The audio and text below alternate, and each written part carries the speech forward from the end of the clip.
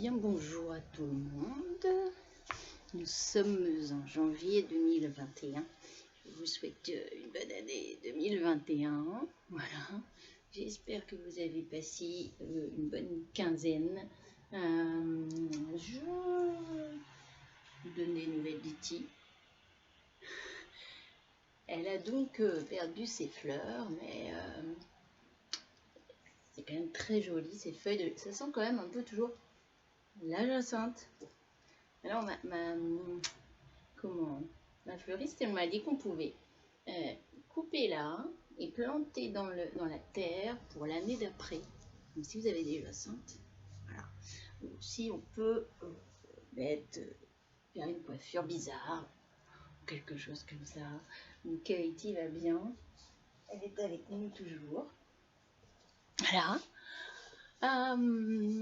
Donc aujourd'hui nous reprenons toujours les vidéos, voilà. Alors je me questionnais un petit peu ces derniers temps, me disais tiens, proposer des séances de yoga sur vidéo, alors c'est bien parce que ça permet de garder le lien, mais je me disais c'est quoi encore mon métier en fait. Parce qu'avant tout le yoga c'est vraiment d'être ensemble en vrai. Et puis finalement voilà, ça chemine, c'est ce chemin-là de la vie et du yoga. Le yoga, bien sûr, yug, ça veut dire relié à clé, être ensemble. Et le yoga aussi, c'est tout ce qu'on fait dans la vie, c'est-à-dire comment on relationne, comment on mange, comment on réagit, comment on répond aux situations. Voilà, donc l'important c'est ça, c'est-à-dire qu'on peut vraiment, ce ne sont pas que les postures en fait. Voilà, et du coup ça peut être vraiment bien dans le quotidien, mais ça je dis toujours de voir un petit peu comment le yoga interagit sur notre quotidien et sur nous-mêmes dans la vie de tous les jours. Voilà. Moi volontairement j'ai fait une pause yogique posture pendant les vacances. C'était chouette.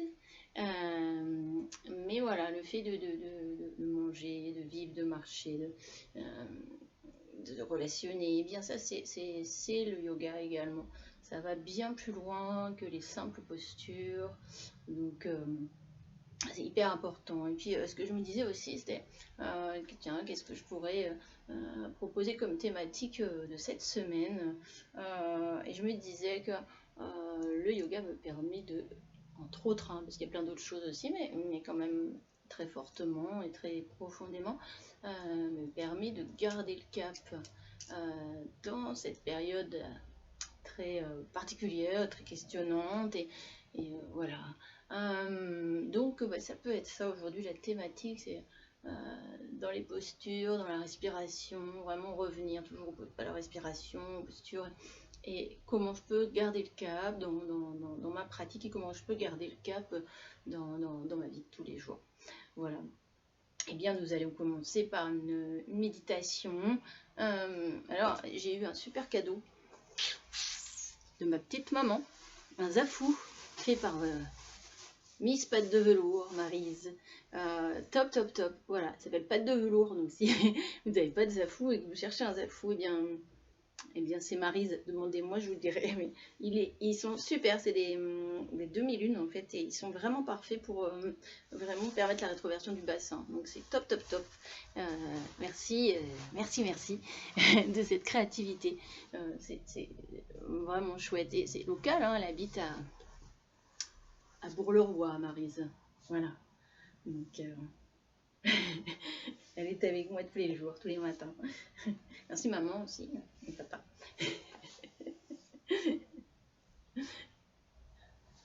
Voilà, donc vous pouvez vous installer posture de la montagne, posture de Tadasana.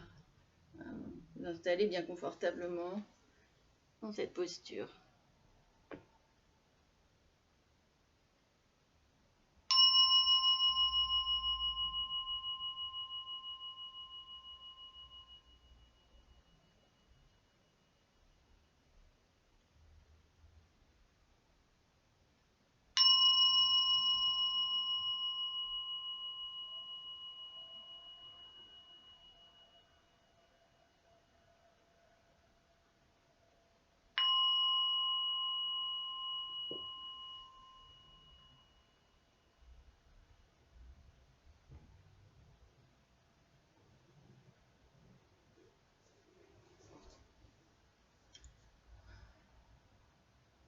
Et puis prendre conscience, peu importe quelle que soit l'assise qu'on ait choisie, ça peut être une chaise, le sol direct, on peut avoir un support comme une brique ou un zafou, mais déjà nous pouvons nous relier à nos pieds, à notre ancrage dans le sol, dans la terre, ce qui nous permet de rester là, de vraiment être dans ce lien à la terre-mère. Comment sont nos pieds?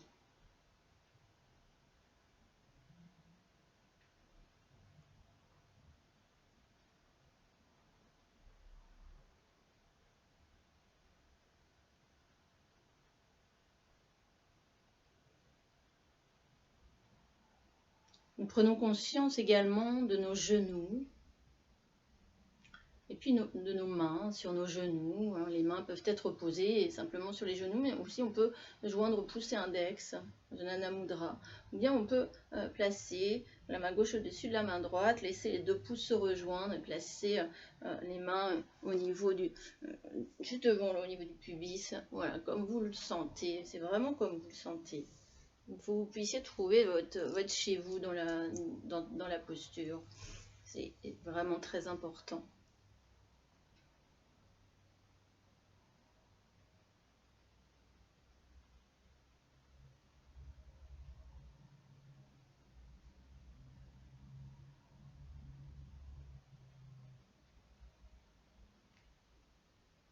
Observez vos hanches, votre bassin. Est-ce que vous percevez quelque chose qui vous dit de bouger, de vous replacer, ou est-ce que tout est OK? Vraiment chercher à être dans la sensation le plus possible, parce que c'est ça, c'est être à l'écoute de la sensation, c'est vraiment être en soi, et c'est vraiment ces sensations, ce que nous dit vraiment cette sensation qui nous permet de nous connaître plus profondément.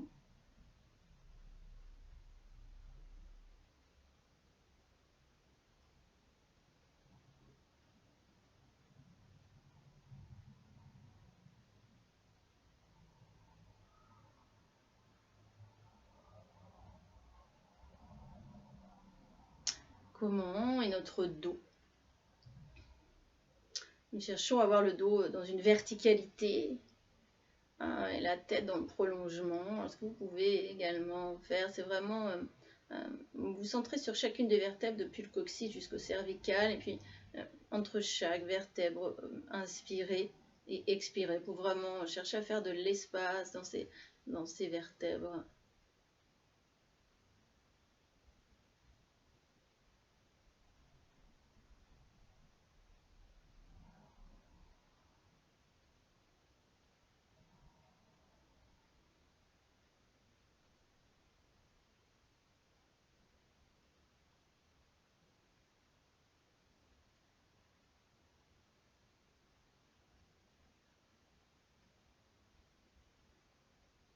Cherchez vraiment à avoir une respiration. N'allez pas respirer trop profondément avec l'abdomen. Cherchez plutôt la respiration Ujjayi. Respiration Ujjayi, c'est comme quand on souffle contre une vitre. Pour faire de la buée. C'est ça.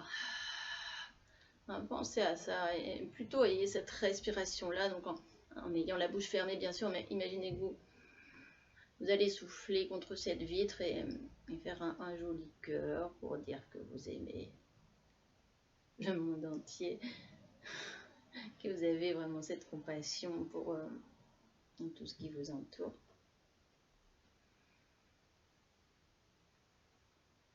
Vous êtes toujours dans le centrage de votre colonne vertébrale.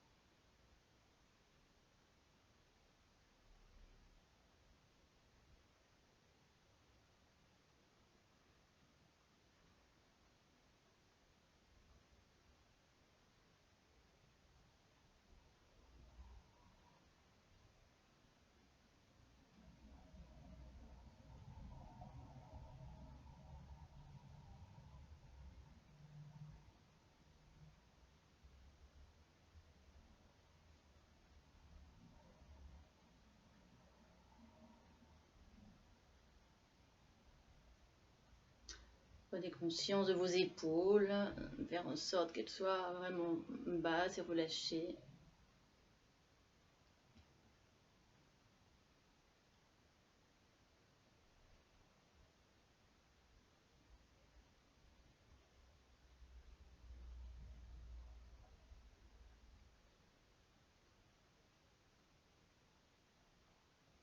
Vos mains sur vos genoux et votre tête bien en équilibre sur vos épaules.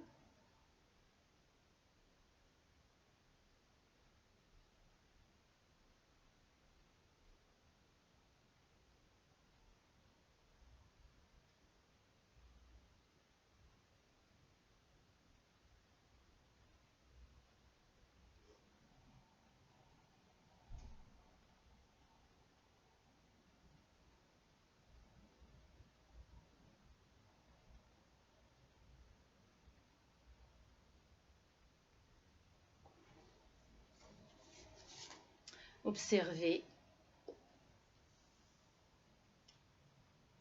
votre respiration, toujours votre guide allié, notre énergie, souffle vital.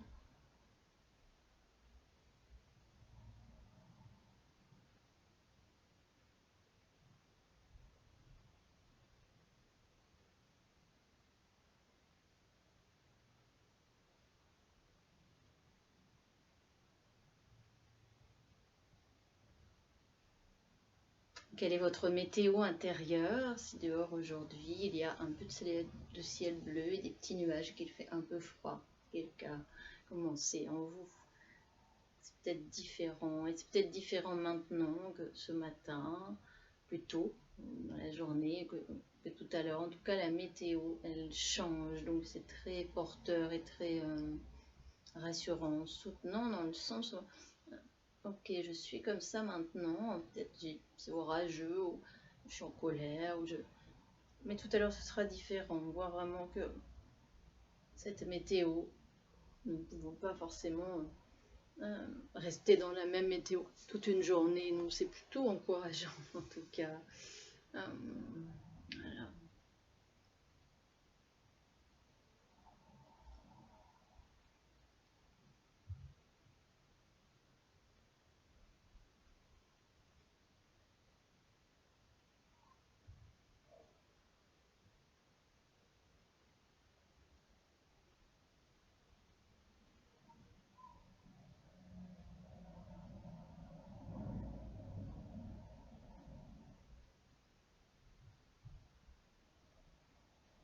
Quelles sont les pensées qui nous traversent?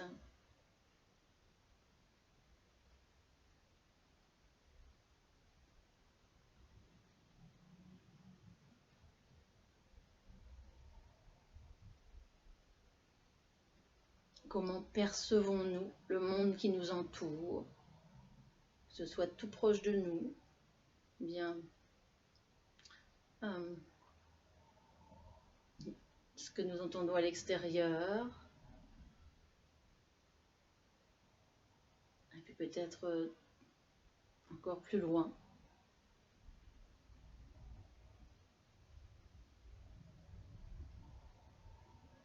Puis nous revenons en nous-mêmes, ici et maintenant.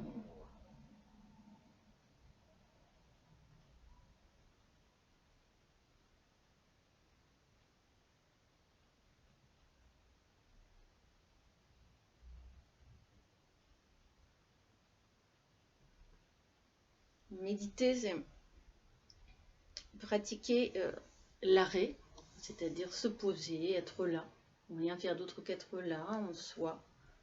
Et l'arrêt vraiment consiste à se mettre en contact avec soi-même,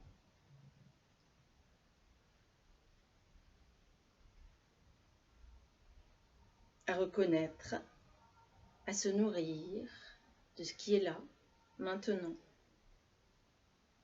à se guérir.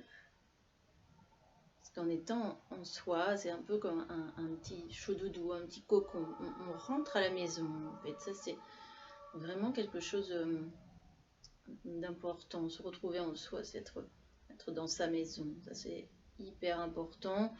On peut vraiment que l'on soit, se retrouver dans sa maison, protégée. La méditation vraiment permet cet arrêt, permet de s'apaiser, le fait d'être en soi, en contact, s'apaiser, puis nous permet aussi de nous concentrer.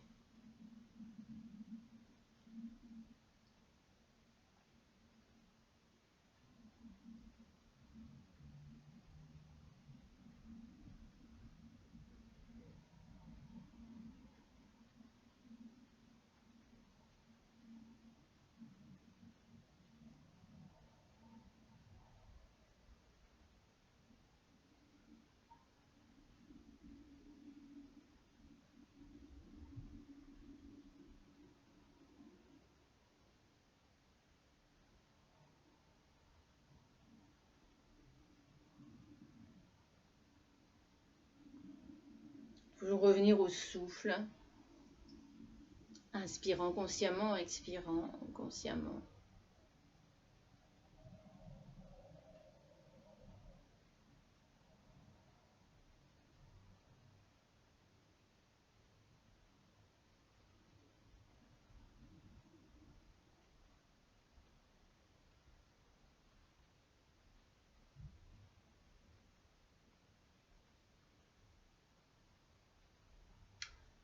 La méditation, c'est la pratique de l'arrêt et aussi la pratique du regard profond.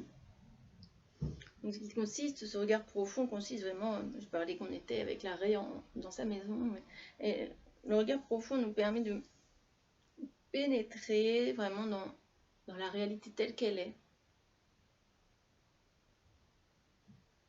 Et ça nous permet vraiment de faire naître en nous une vision profonde. Et plus nous sommes dans cette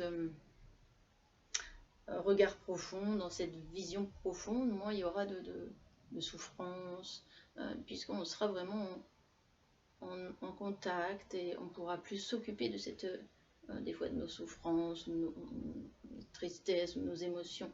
Être en contact, être dans sa maison comme ça nous permet de nous occuper de ce qui nous fait souffrir en fait. Et plus on sera au contact, comme un peu collé à ça, plus on apprendra à avoir cette vision profonde de nous-mêmes, plus on se connaîtra et plus on pourra s'accorder cette attention à soi en fait.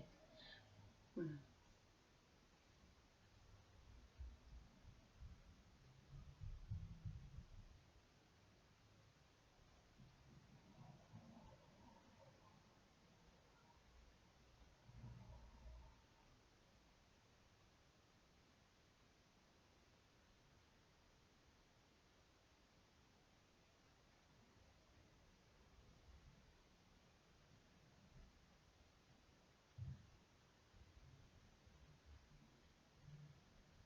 Thich Nhat Hanh nous dit, c'est un moine vietnamien qui est venu en France, qui a créé le village des pruniers, qui a vraiment occidentalisé et mis en pratique ce qu'on appelle la pleine conscience dans le quotidien. Thich Nhat Hanh nous dit, tout comme l'oiseau a deux ailes, la méditation a l'arrêt et le regard profond. Telles les deux ailes qui battent à l'unisson, l'arrêt et le regard profond vont ensemble. Tout comme l'oiseau a deux ailes, la méditation a l'arrêt et le regard profond. Telles les deux ailes qui battent à l'unisson, l'arrêt et le regard profond vont ensemble.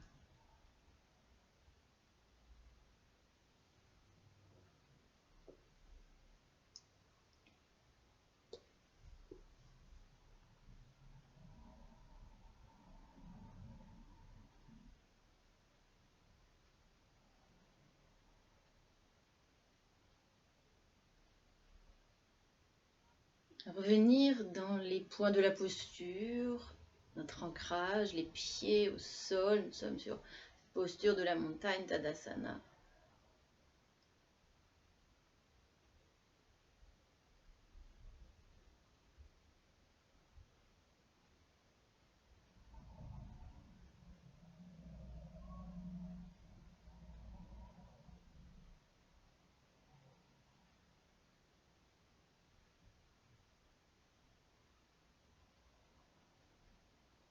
les genoux,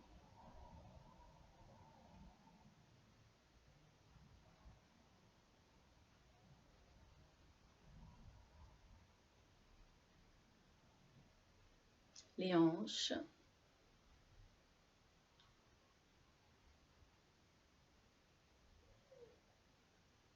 le bassin, notre colonne vertébrale,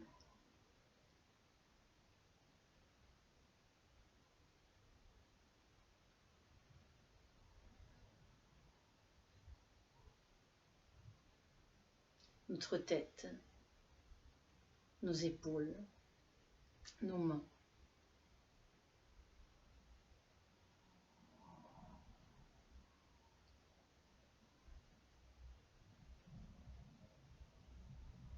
Le souffle.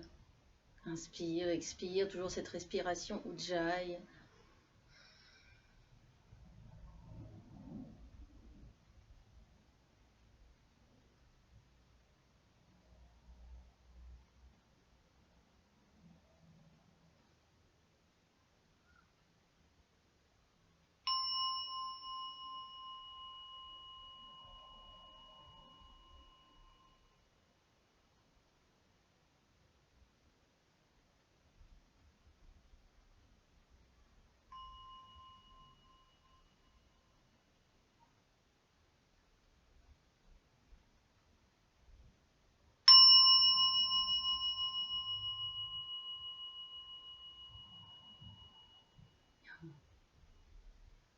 On va venir ramener les mains en namasté, incliner la tête vers le cœur et chanter 3 ohms ensemble.